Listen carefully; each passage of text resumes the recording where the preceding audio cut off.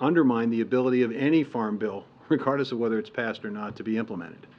And so our challenge at USDA is to provide technical assistance and help to get them to yes.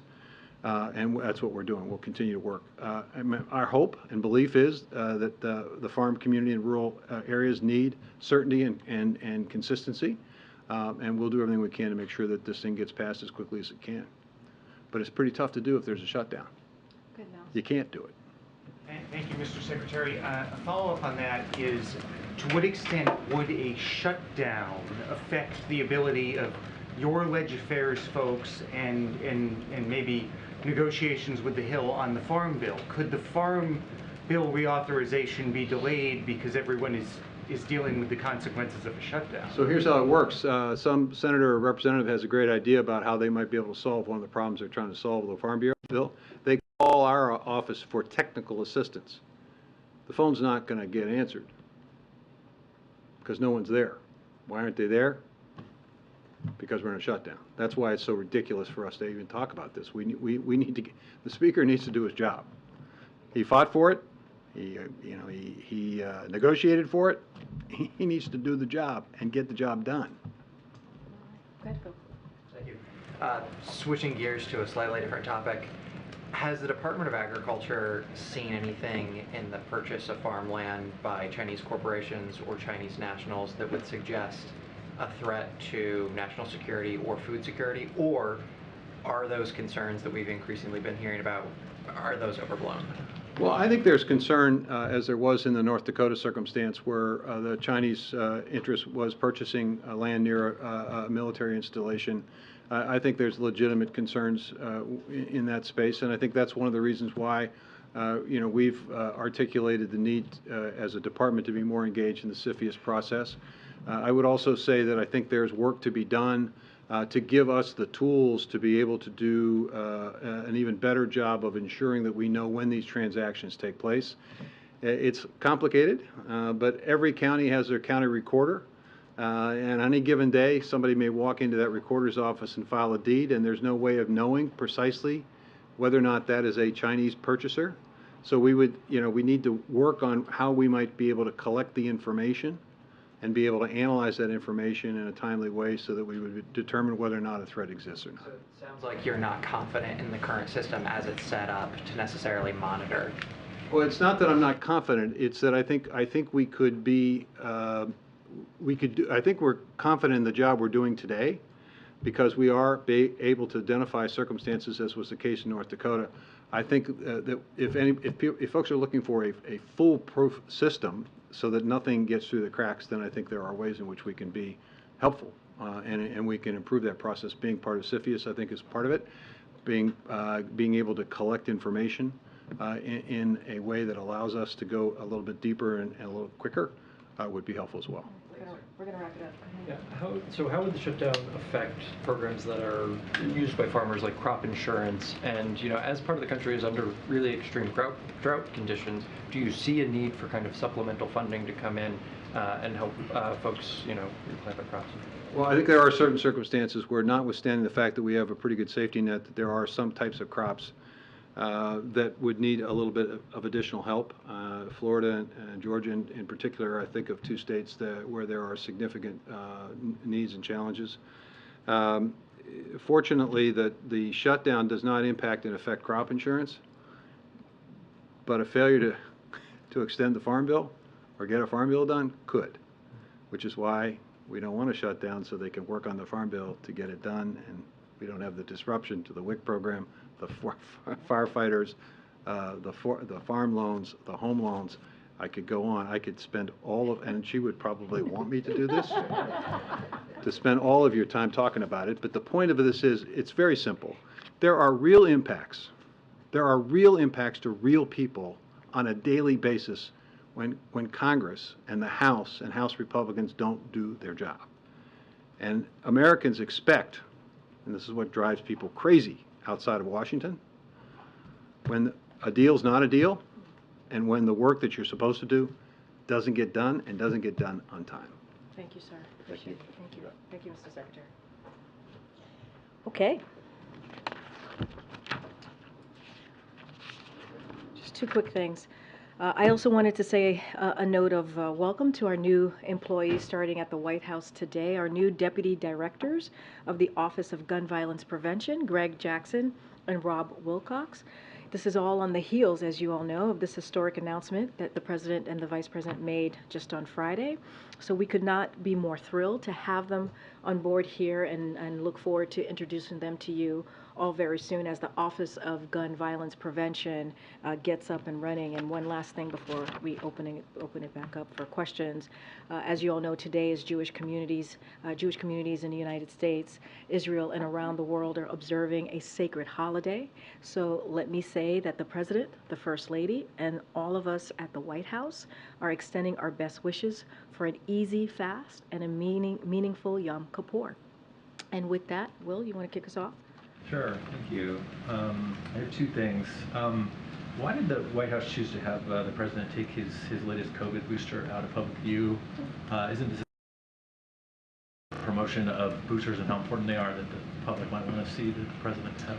Yeah, so I think you all saw the physician's memo, his report on Saturday. So certainly, if you haven't, you should take a look at it. So the president got his vaccination. As you know, he has an incredibly busy schedule. He got his vaccination as the earliest moment that he could, and that's what we were able to do. That would work in his schedule. So that's what happened last week. And certainly, we are, as you just laid out in your question, we are certainly engaged in a robust campaign, and it is incredibly important to us that we encourage the public to get vaccinated. That has been the way that we have moved forward when we have moved forward with this comprehensive kind of vaccination program that the president put forth from the beginning. And so, it doesn't require a photo op of the president to be doing that with the presidential photo op, to be more clear. So we thought that we needed to get that done, get that on his schedule. We did, and doesn't stop us for having a robust engagement with the public to make sure that we get it across the importance of folks getting their vaccines, not just the updated COVID vaccine, but also RSV and also the flu shot. And the second one, sorry. changing topics. Yeah, go ahead. Is the White House working with the Senate on a clean CR? Is there any reason for optimism on that? Look, I'm going to be very clear, as I was on Friday, as Secretary Vilsack was very clear just even before he walked out of the briefing room, which is, look, this is something for House Republicans to get done. This is a deal that the president made with Republicans back in May. And a deal is a deal, as we've been saying. This is something for them to fix.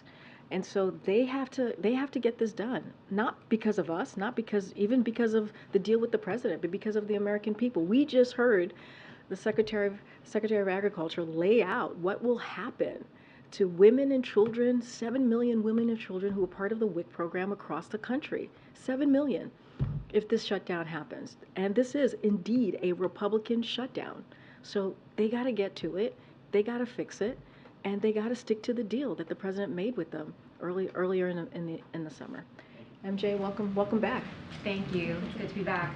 I know that you got a number of questions about Senator Menendez on Friday, but now that the senator himself has said that he is not going anywhere, and given that President Biden is the leader of the Democratic Party, does the president believe that a person who is facing allegations that are as serious as the allegations confronting the senator, that there is any place for somebody like Senator Menendez in the Democratic Party? So I'm going to be very clear. This is a serious matter. We see this as a serious matter. I think, and we believe, the senator stepping down from his chairmanship was the right thing to do, obviously, the right thing to do. As it relates to anything else, any decision that he has to make, that's certainly going to be up to him and the Senate leadership to decide. But of course, we see this as a serious matter, and I'm just going to leave it there for now. Just quickly sure. on the trip to Detroit tomorrow, what changed? Can you give us a sense of what went into the decision for the president to go stand on the picket line and show that kind of solidarity with the workers there? So as you just laid out, this is something, the president is a union guy, right? You heard him say that many times. He is the most pro-union president in modern times. That is not something that he's given himself that title. That is something that labor unions have given to him, and he wears that very proudly. And as you all know, the president of UAW invited him to attend, and he accepted. But look, this is a president that's made very, very clear that he believes that corporate profit should lead to a record UAW contract. You know, before the strike even occurred, he made public announcements about this. He spoke to the parties on both sides of this. He has made it very, very clear that he supports union workers, he supports the UAW workers, and tomorrow what you're going to see is historic. This is going to be a historic visit, and the president's going to continue to show his support, not just from the last couple of years, but as he has been in the public eye as a senator, as a vice president, his support for unions. And you've seen this in the last 2 years with his pro-union policies, making sure that his pro-union policies are indeed pro-workers.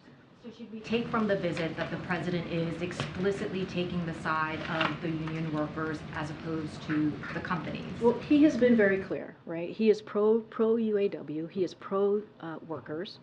You know, that is this president, right? He has said the middle class was built. The unions built the middle class. This is something that he said over and over again. He's always been on the side of workers.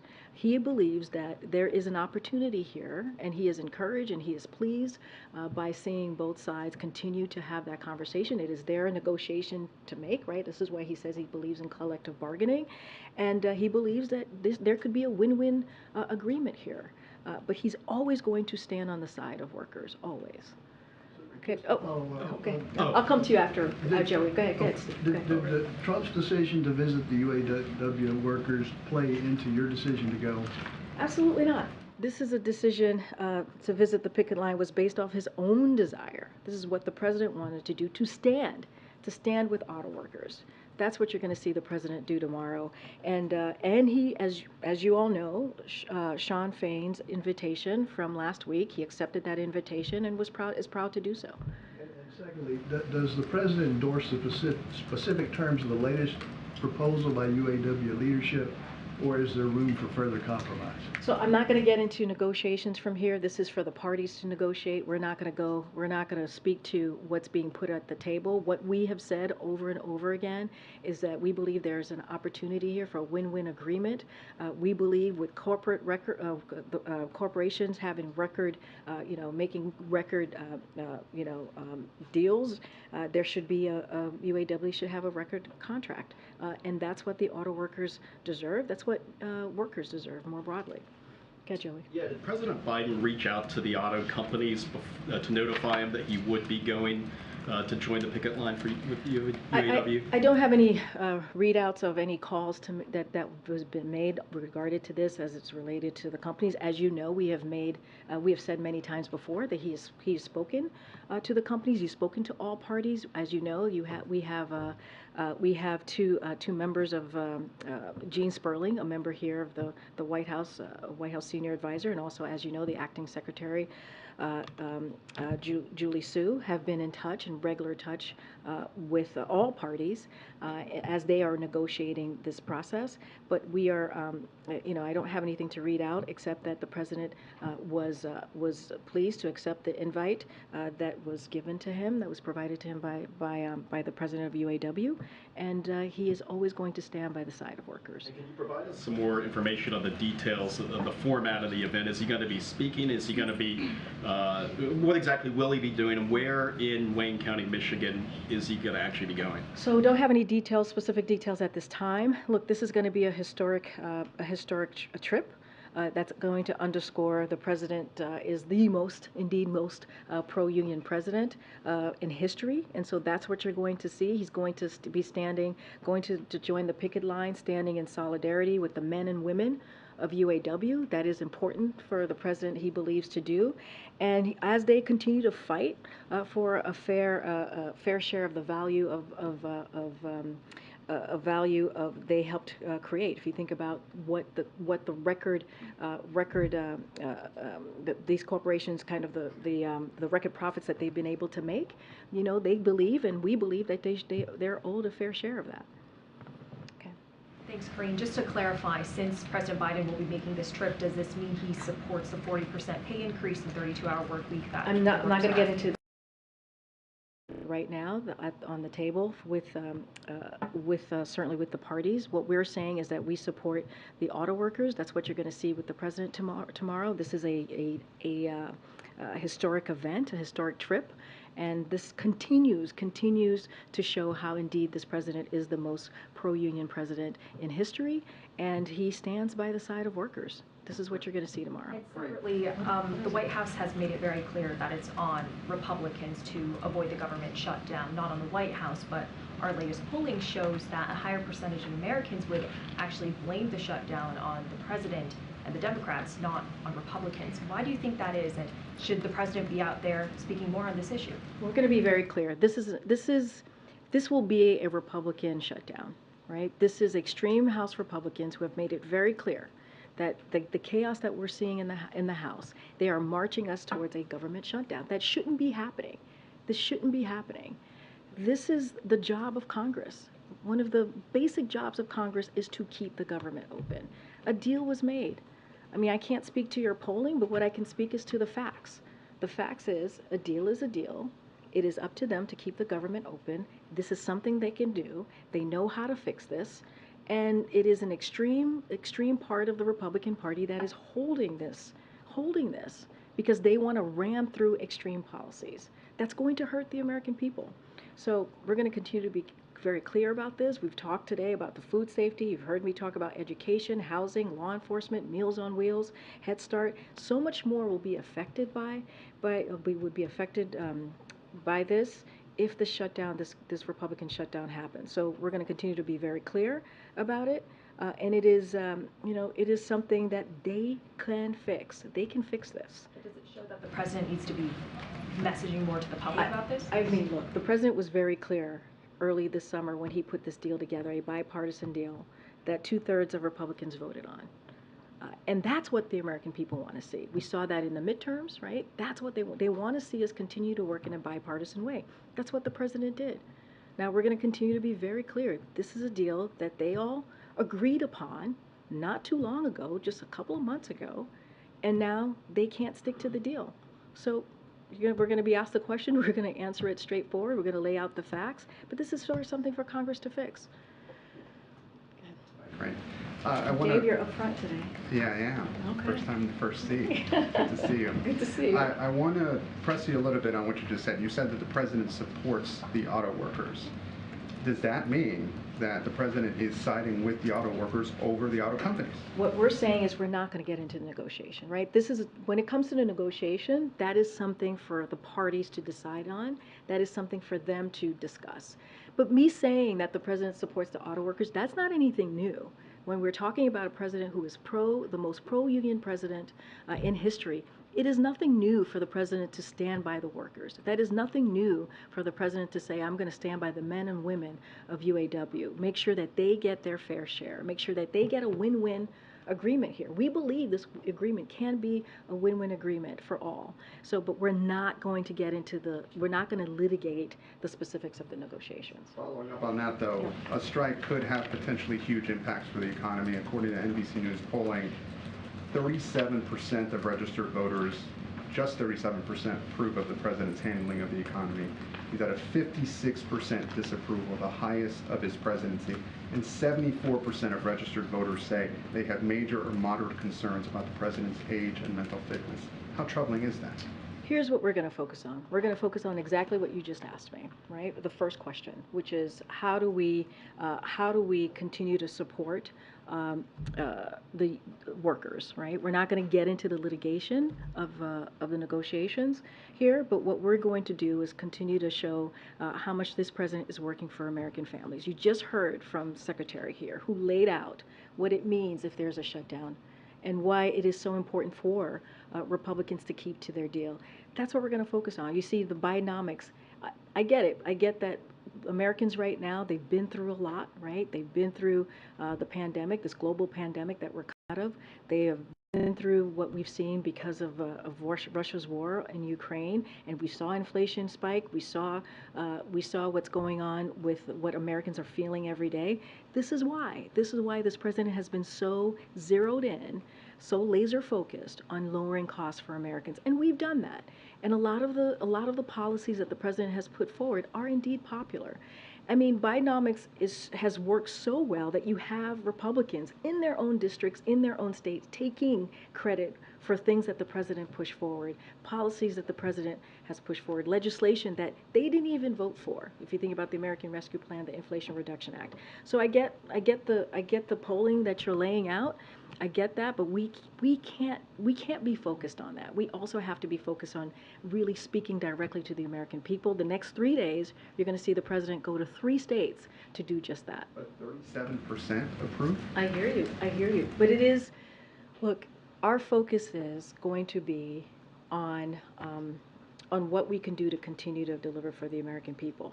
Polls are polls, right? They are going to be all over the place.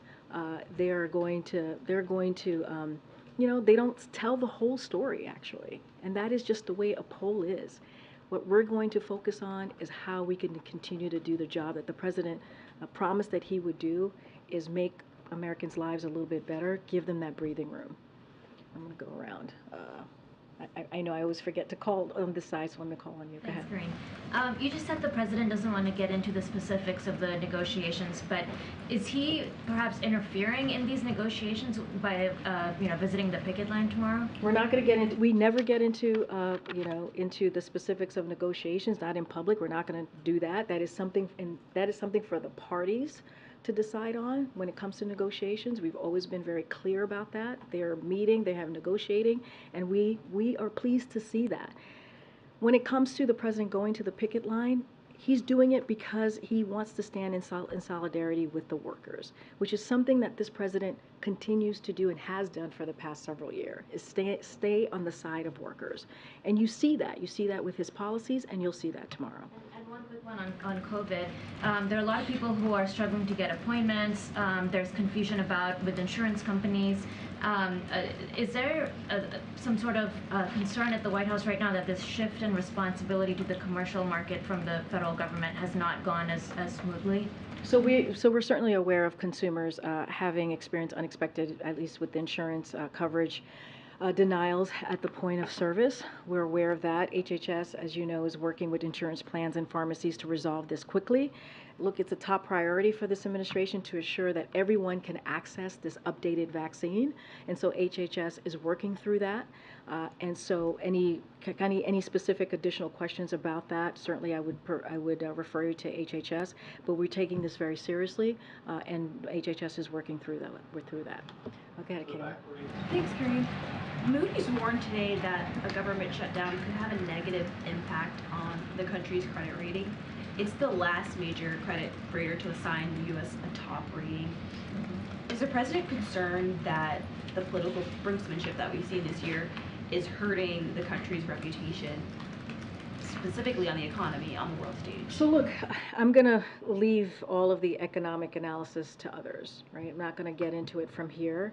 But we know that, and I've said this already a couple times, that what we're seeing from Republicans in the House, especially the extreme Republicans in the House, what they're going to do, potentially leading us to a shutdown, is going to hurt American people.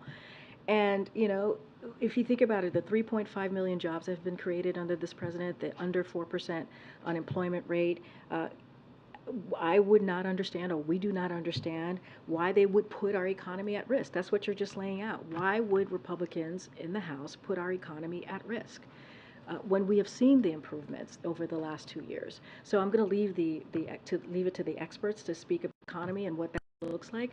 But this is a question for them. This is something that does not have to happen. It does not have to happen. Student loans.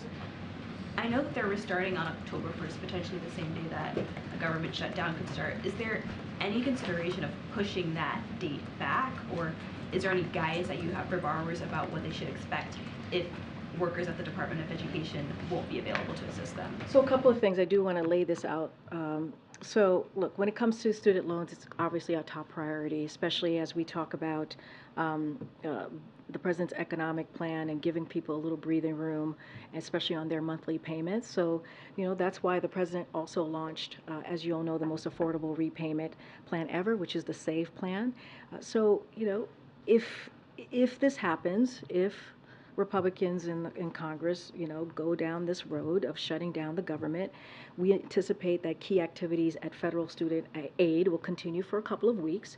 But however, if it is a prolonged shutdown lasting more than a few weeks, could substantially disrupt the return to repayment effort and long-term servicing support for borrowers. So the Department of Education will do its best to support borrowers as they return to repayment, as we have been saying for the past several months. But an extreme Republican shutdown, if this occurs, could be disruptive.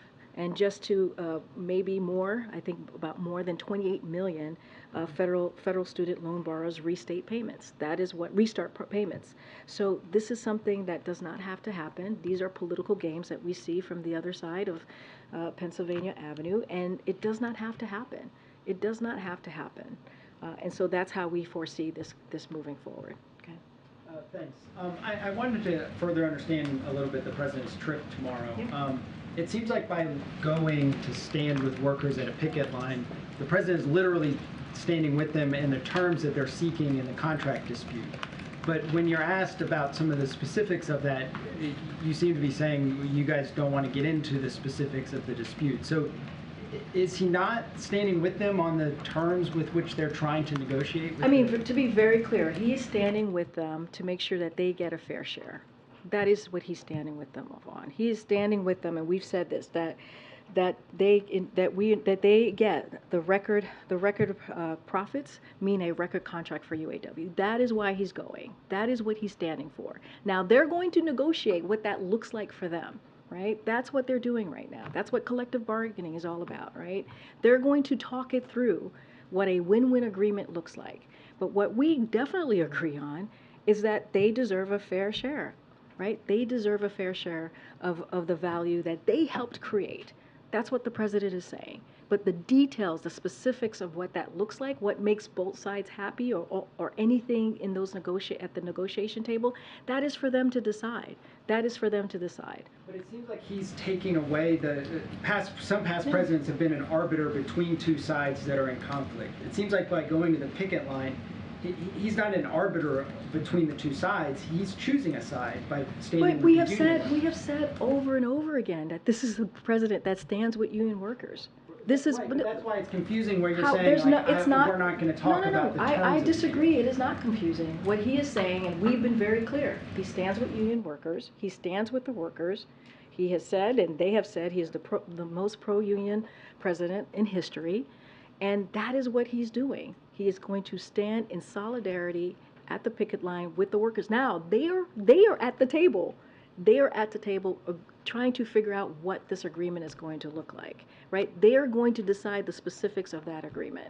What the president is saying is, and he always says this is nothing new. He always says he stands by union workers and he is going to stand with the men and the women of UAW. That continues to be the case. Go ahead, Katie. So, I'm sorry. Oh my goodness. You're going to ask the same question? I'm not going to change my answer. I'm seeking clarity. It's fine. I'm going to ask again. No, feel free, and I'm going to give you the same answer. Is he visiting the picket line? Is he standing with them? Is he walking in the picket line? He's going to join the picket line. So does the White House see any political risk in what the president doing this? What the president understands is that he wants to be on the side and has been on the side of workers. That is something that he has said over and over and over again. So when he asked earlier that if he's siding with the workers over the companies, he is indeed siding with the workers. He is standing with the auto workers. He is standing with the auto workers. We are not involved in negotiations. That is something for them to decide what is going to work for the parties that are involved. Okay. But he is standing with the auto workers. That's what the president is doing. He got the invite from the UAW president. He accepted, and he's going to go and do what he has said that he does all the time, right? Which is stand with union workers, and what you're going to see is going to be standing with UAW men and women of the UAW, and that is important to the president. Karine. All right, I just got to go around, guys. I got to go around. Yeah, go ahead. I'm trying to call on people I haven't called on You yet. had said earlier that the president had spoken to the companies, presumably you meant the automakers. We know he had spoken to them before his trip to India earlier this month. Has he had any more recent I don't have any conversations? calls to read out. Okay. I don't have any calls to read out. And have any of the auto companies asked to meet with him tomorrow when he's in Michigan? Would he consider that? I just don't have any more details what the trip is going to look like tomorrow. Go ahead, Danny. Yeah, on the situation in Nagorno-Karabakh, you see thousands of refugees are leaving the territory at the moment. How concerned is the president about this? And Armenia has said that this amounts to ethnic cleansing. Is that a term that the president would agree with? So we certainly are watching closely the reports. This is something that I would have to refer you to my NSC colleagues to give you any update on. Certainly it is concerning, but this is something that they're keeping an eye on closer than we are here, and so they'll give you an update specifically. Okay. Go ahead. No, go ahead. Yep.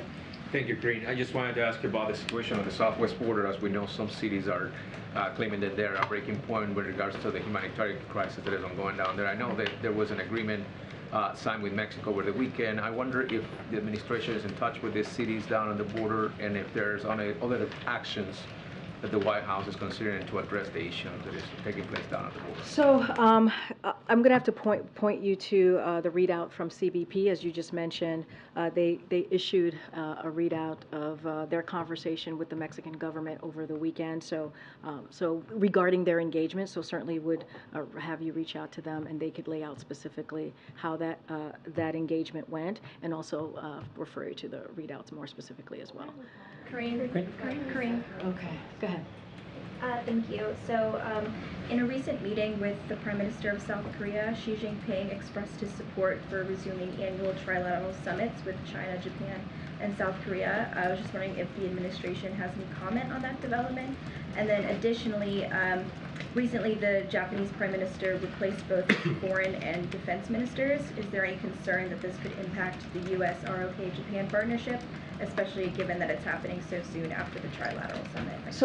So to your first question, I certainly would refer you to Japan and ROK for specifics of their plan for the trilateral cooperation with the PRC. So that is something that I would refer you to.